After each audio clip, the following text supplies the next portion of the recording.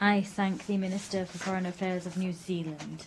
I now give the floor to His Excellency Mr. Kacou Léon Adom, Minister for Foreign Affairs of Côte d'Ivoire.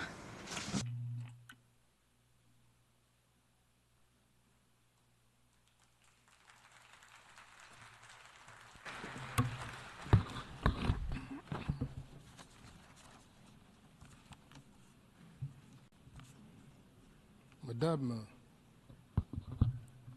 Annalena Baerbock, President of the General Assembly, Ms. Annalena Baerbock, Excellencies, Heads of State and Government, Mr. Antonio Guterres, United Nations Secretary General, Excellencies, ladies and gentlemen.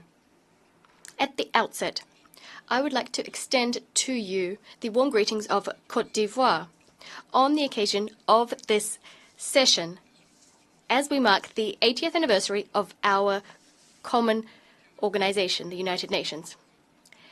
Madam President, Ms. Annalena Baerbock, we'd like to extend to you our warm congratulations on your stellar election to lead this important session.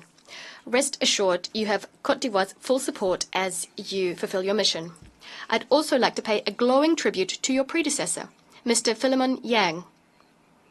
We congratulate him on the high caliber of the work he conducted throughout his term.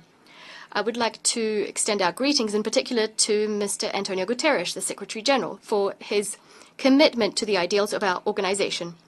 As we celebrate 8 decades of achievements of our noble organization in the service of our nations, our recognition also extends to the UN's founding fathers, to successive secretary generals, and all staff who selflessly served our organization, sometimes paying with their lives.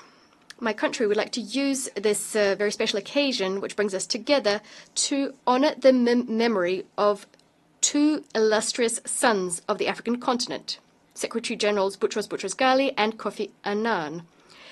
Their actions radically transformed the United Nations at a pivotal moment in its history. Madam President, Excellencies, ladies and gentlemen, this session is without a doubt a decisive moment in the history of our organization, 8 decades after it was established with a view to enthroning peace and security in our world and promoting economic and social progress of our nations. Thus, we celebrate a world forged by the paths our countries have traveled within the United Nations, as well as the resilience of our organization, which has lived through turbulent times in its history. For this very reason, Côte d'Ivoire would like to commend the relevance of the theme chosen for this year at a time when the international political architecture is undergoing serious upheaval, which is hitting our organization very hard. Ever since it was established in 1945, the United Nations, propelled by the faith of its member states in multilateralism and international solidarity, as well as their determination to build a better world than that was bequeathed to them by the Second World War, well, the organization has managed to make great progress in discharging its mandate. Against this backdrop, the United Nations shaped the fates of many people and countries by contributing to them acceding to independence and international sovereignty. The United Nations also went to great lengths for 8 decades now, to shield our planet from any new global conflict, as well as from any recourse to nuclear weapons. My country applauds the essential action and the crucial role of the United Nations and regional partners as regards the prevention and peaceful settlement of disputes, as well as the deployment of peacekeeping and peace-building operations. In a similar fashion, Côte d'Ivoire welcomes the fact that it has been able to contribute to various UN missions over the last few years. We are also proud to be a party to most chemical, biological, and nuclear ban and elimination treaties.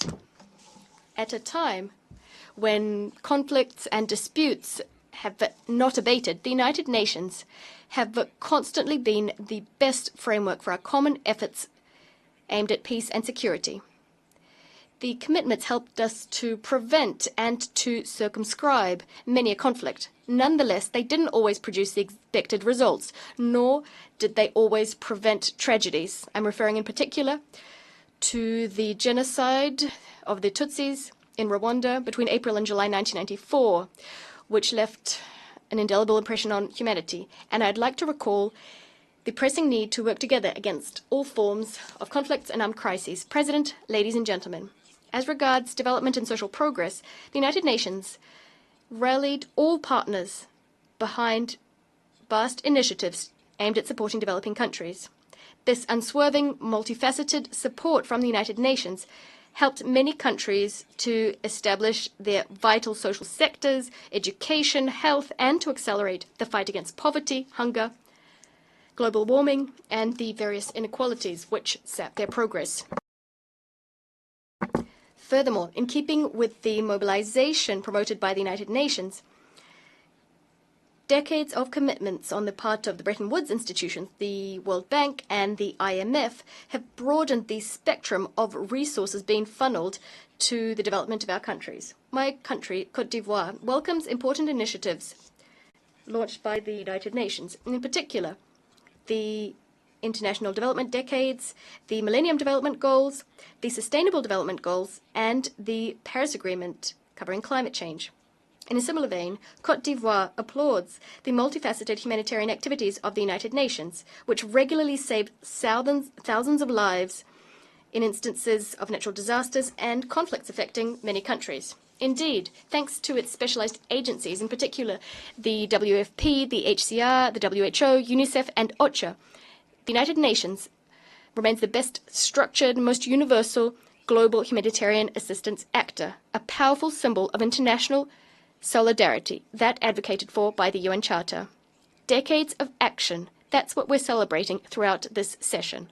They offer my country an opportunity to take stock of the important role played by the United Nations in strengthening the exercise of human rights and democracy the world over, as well as the United Nations' vast efforts aimed at ensuring respect for international law, which is the very bedrock for peaceful relations imbued with solidarity, bringing together different countries. President, Excellencies, ladies and gentlemen, after 80 years in existence, our organization today finds itself at a crossroads. It is confronted with the most serious liquidity crisis in its history, as well as an unprecedented crisis of trust, in particular a crisis of trust in the Security Council. Under these conditions, the coming decades will throw up major challenges which will put to the test the organization's capacity to respond to people's expectations and to fulfill its mission.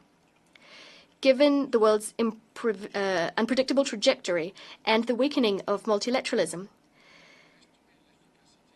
there is a pressing need, now more than ever, to restore the effectiveness of the United Nations on the basis of inclusive and equitable multilateralism. With this in mind, my country invites member states to reclaim the ideals enshrined in the UN Charter, as well as the constraints that fall to them as regards Charter implementation.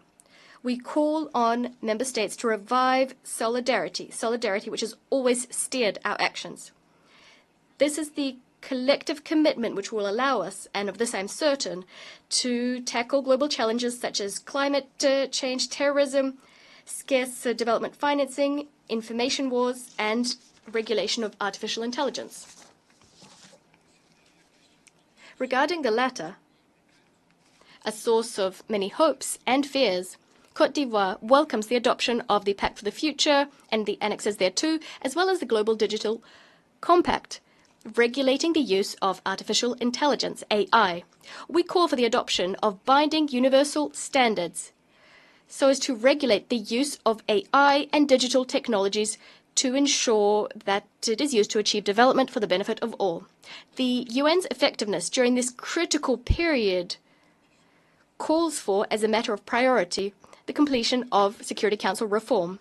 The paralysis of this major organ consigns the United Nations and regional organizations to powerlessness. It pushes further away all prospects of peace and the lasting settlement of conflicts and the resolution of global challenges which threaten international peace and security. Now more than ever, Security Council reform is vital for us to be able to adapt to new international realities and to strengthen the Security Council's legitimacy.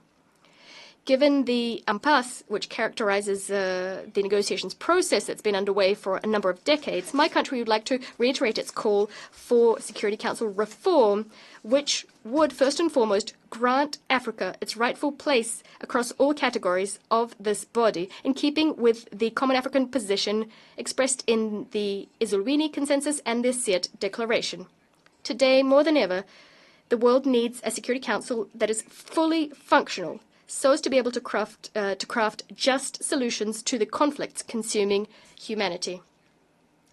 The reform impetus, which aims to mark the renewal of multilateralism, must also extend to global economic and financial governance through the reform of the Bretton Woods institutions and, more broadly, international financial architecture. Côte d'Ivoire welcomes Africa's accession to the G20, a major step forward. We call for everyone to courageously rally, especially our bilateral and multilateral partners, to rally so as to make up for the precipitous drop in the resources being allocated to financing development, especially in the countries of the South.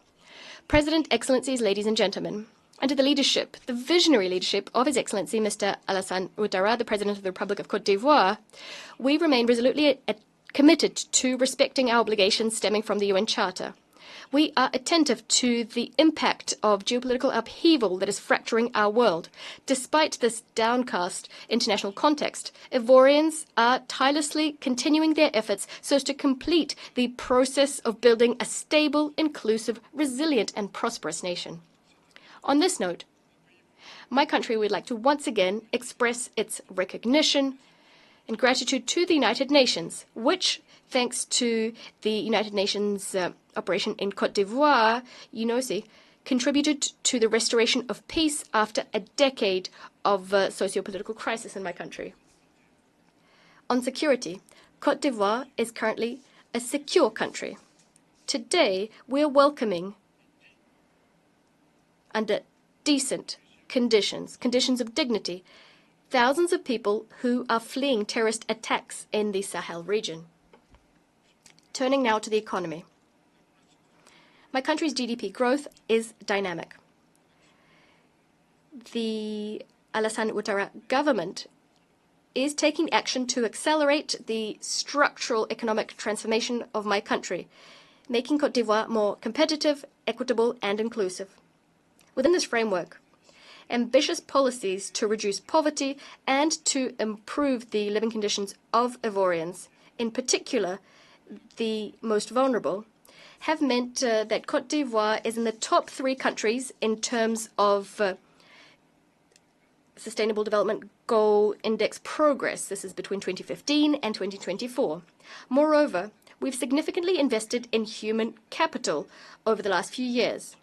This has meant that Côte d'Ivoire has shown the biggest improvement in Africa, reaching 4th place in the world's Human Development Index.